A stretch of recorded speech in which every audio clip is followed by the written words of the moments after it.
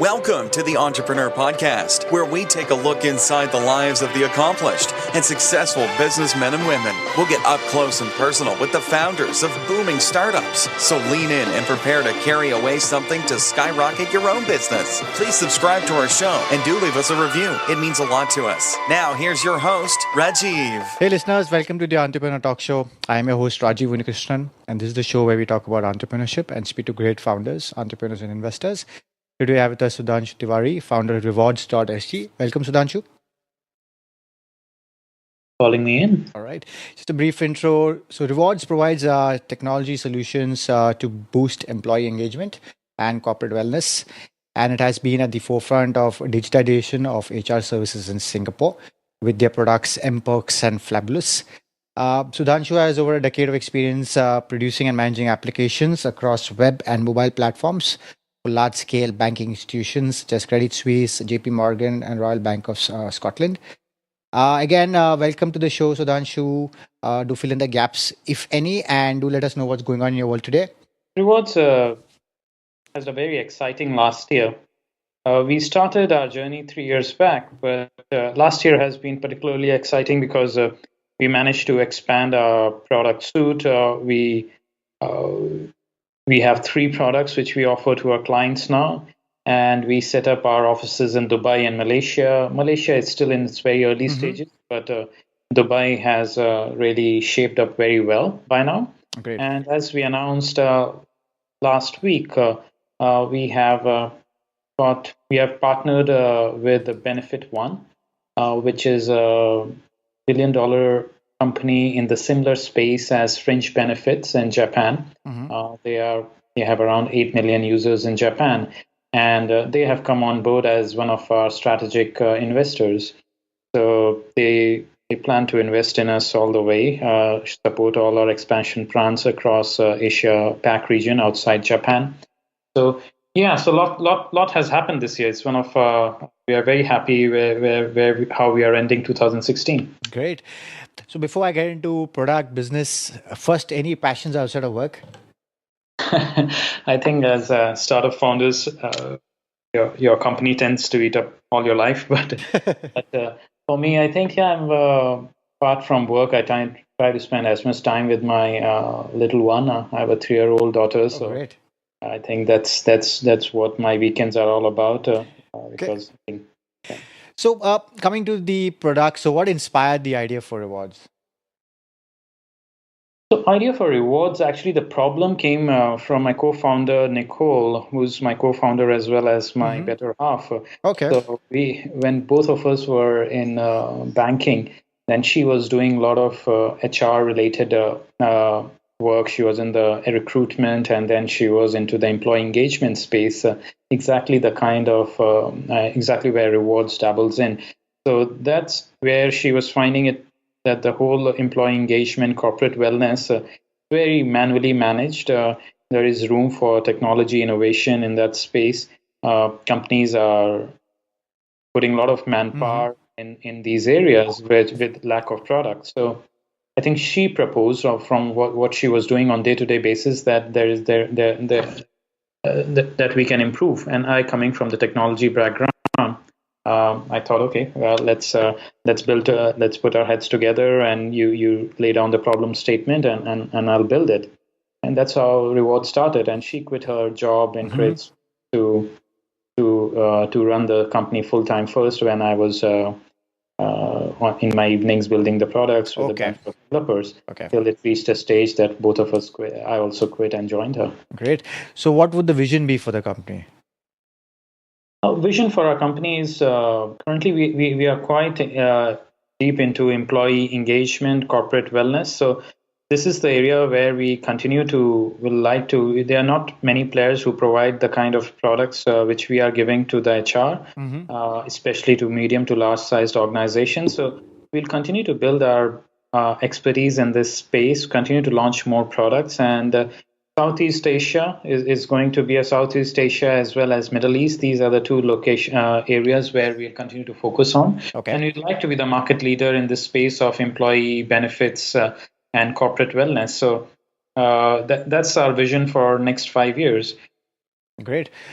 So moving on to the three products you'll have. So I think, if I'm not mistaken, you have MPerks, which is for employees to see their benefits. Then you have Flabulous, which is a online corporate fitness, and the customized portal, correct? Yeah. So how does each one work? I mean, can you just elaborate a little on each? Exactly. Yeah. So in fact, we have just launched our third product as well, which we call Sera, and surprised that it's still in beta stage, and we are launching with DBS. So DBS is one of our first client for this product. DBS and another company called Career, and in UAE it's Unilever. So we have now three products. I think you'll hear more about it next year. We'll make it more public in our website and market it more aggressively in the markets where we operate. But so let me just start. So we started with MPerks. And MPerks was a very simple product where you sign up with us, you get host of benefits for your employees, like perks, discounts. So if there is a nearby gym, you get discounts at that nearby gym. Because you have become part of rewards, so your employer can offer you host of discounts, which in the past were only available for big banks or companies who have huge HR teams. So with MPerks, even if you are a 10 people team, you can sign up and get better perks than what a JP Morgan employee gets or a UOB or a big bank employee gets. So that's what this product was. It's a mobile app. You flash your app and you get discounts at a host of locations, merchants which have signed up with us.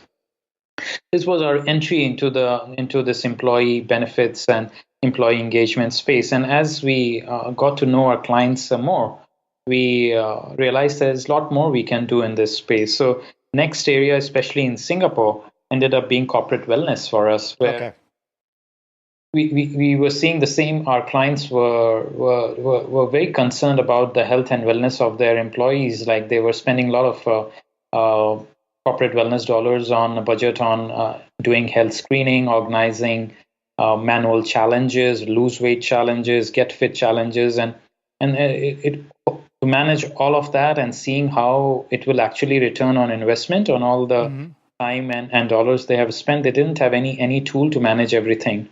So our next product, Flabulous, was this one mobile app and platform where it can track all sorts of fitness activities. It can track all sorts of events which companies are organizing. It can track results of your health screening. And putting all that together, companies can see actually what works for them, and they can invest more corporate wellness dollars in the events and activities which actually work for them. And they can motivate staff. So we link our rewarding mechanism to especially our health and wellness rewards to incentivize employees to get fitter. So you take more steps, you participate in more healthy events. Health screening results are better. Then you get more rewarded by the company through prizes, through better discounts. So you'll be motivated to be healthy year-on-year basis. So that was our second product. And with the third product, which is called Sera, taking it one level ahead, where when we were talking to our clients, when we went to them with a health and wellness product like Flabulous, they say, we really like this product, but in our company, apart from health and wellness, we want to reward our employees for all the other things they do, like they meet their sales KPI, we want to reward them. They think of innovative idea which can benefit the company, we want to reward them. So we build up this product, which is a very flexible rewarding platform, which can fit into your company's rewarding strategy. So like our first three clients, they are completely diverse. So we have rolled out this product in an air conditioning company where they are rewarding their staff for fitting air conditions on time and without. And the other is for DBS, where they are rewarding their employees for doing their KYC checks, their operational checks. So, and in Unilever, where they are rewarding their clients for doing marketing campaigns, building a big, great marketing campaign. That's what they will get rewarded for. So completely different use of the same product. And that's how it has been built. This is a total rewarding platform which can align itself with the company's strategy. These are the three products we have. As you were asking about my company's vision, we will continue to keep adding more and more products as we identify more needs in the market. So mental wellness is something which we are very excited about in the future. And MPerks and Flabulous, I presume, would be white labeled towards the company, or it's your own branding? Yeah, so we both do both. So if it's a company is small, we'll usually use our own brand, our own default app. But if like for some of the bigger companies, they really want to have their own white labeling. We provide that option to them. All right, got it.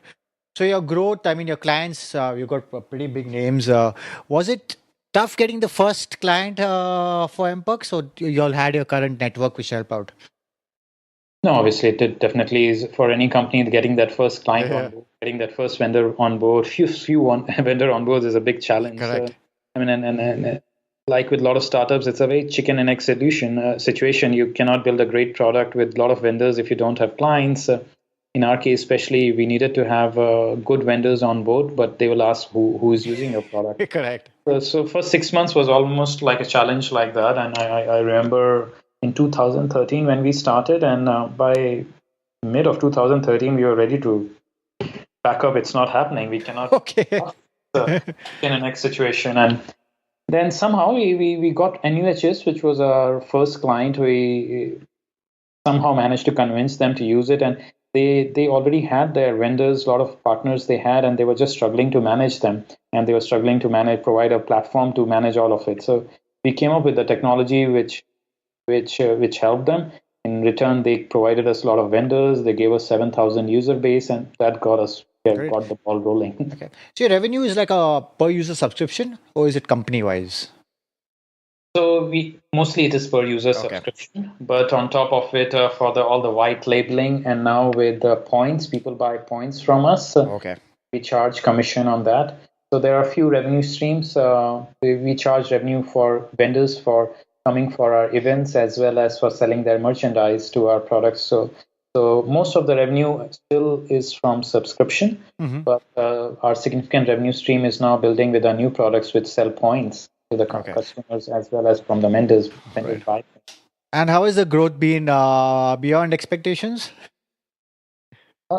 Growth has been, I think, since, as I said, after the first year, once we got past the chicken and egg situation, correct. We have seen almost 300 to 400% growth per year.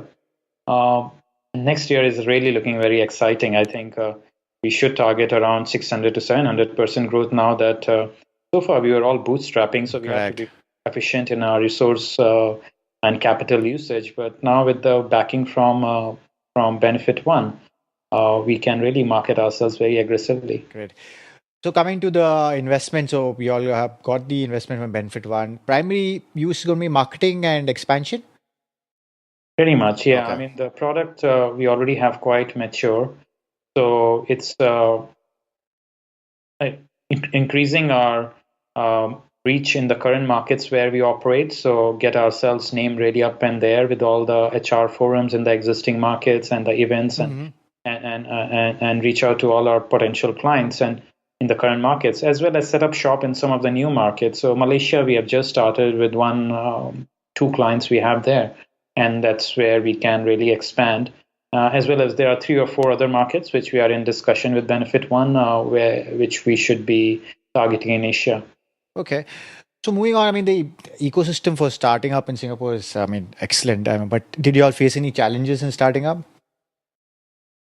Yeah, I think you're right. The ecosystem is great, especially for seed and angel level investment. I think it's government has provided so much support. We wouldn't have lasted so far if we wouldn't have got the government grants at the right stage. Like we got iJam grant from government, which was great, which helped us when we really didn't have any product or much clients. So it survived us through those difficult 6 months when we were trying to find the right clients and the merchants.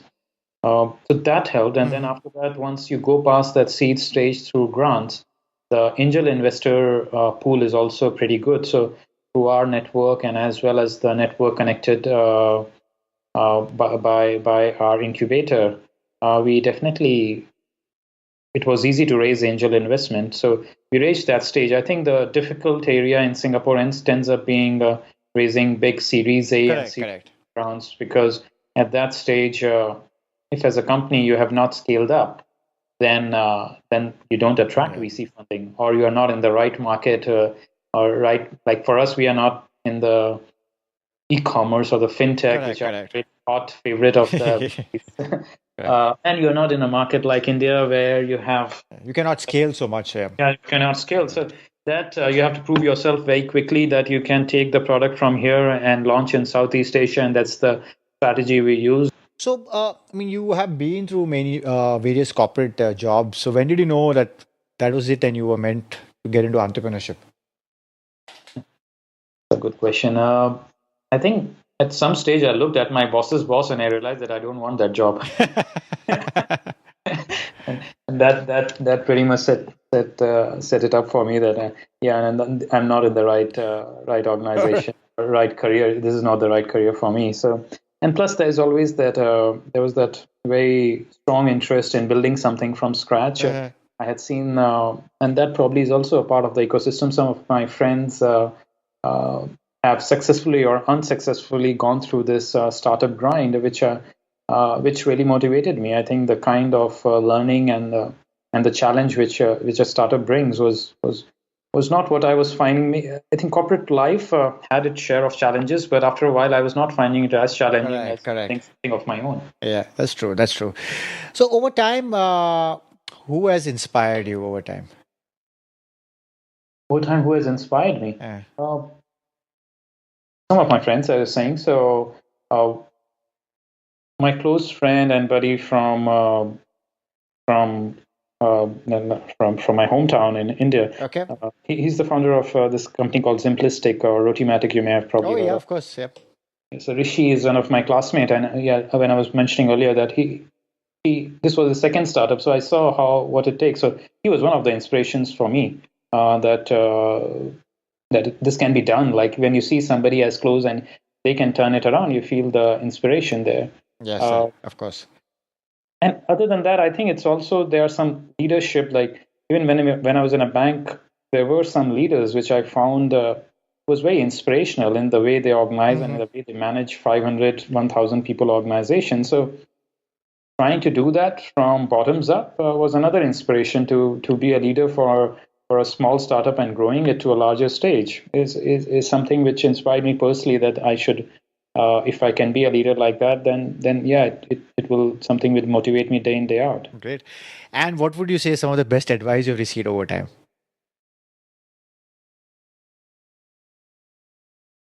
I think one of the best advices which I've received is probably on the funding side, that a lot of people have said that you should start looking for funding maybe 1 year before your startup is going to run out of money. I think I rate that. I mean, we were always growing quite fast and we were cash flow positive, but it was good that we were looking to find investors right in time. Otherwise, I think if that's true. Yeah, we may have run out of money if we were not looking for investors early enough, because even this Benefit One deal, it took a very long time. Of course. When everything went well, it took around 8 to 10 months to close. So I think that was good that from some of our experienced friends, I got to know that. I think the diligence takes really long. Yeah. Yeah, exactly. Yeah. And at present, any new feature or launch coming up that's getting you and the team excited at Rewards? Yeah, I mean, I was saying that the third Sera is just ready for launch, full blown launch, and you'll find it in January. It will be all on our websites, and we're doing a press release on it. So that has completed its beta testing with first batch of clients. So we will. Great. Going with a great main focus for us and the team. Where do you see yourself and Rewards in the next 2 to 3 years? We probably with Benefit One will expand it across Asia, and that's our Asia and Middle East. And we will see IPO in 2020. Great. All the best. All right. So moving on to a part of the show, which is a quick fire round, simple, brief answers. All right. So when people ask you, what do you do? How do you answer that? What I do? I build things. All right. Okay. What's the first word that comes to mind when I say work? Passion. Family? Love. Entrepreneurship? Awesome. Technology? Motivates me. And food? Anything will do. Tell us which application or service are you using for your travel needs? Application travel needs? Yeah. TripAdvisor mostly, and I think pretty much mostly TripAdvisor. And scheduling your meetings? Scheduling my meetings mostly out Google Calendar. Okay. And what piece of tech can't you live without? Trello, Skype, Slack. Oh, okay. And what do you excel at that people might not realize?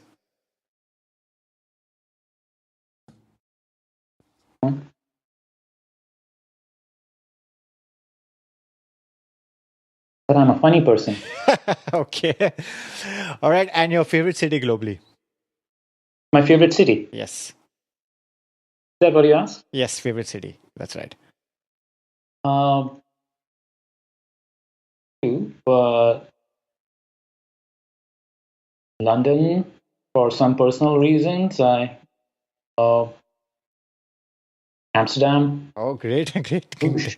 Okay, maybe of these three, I'll rate Bruges. Okay.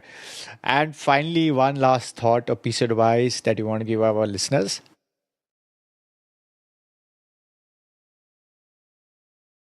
Yeah, I think as an entrepreneur, I think you may have heard a lot of things, but for me,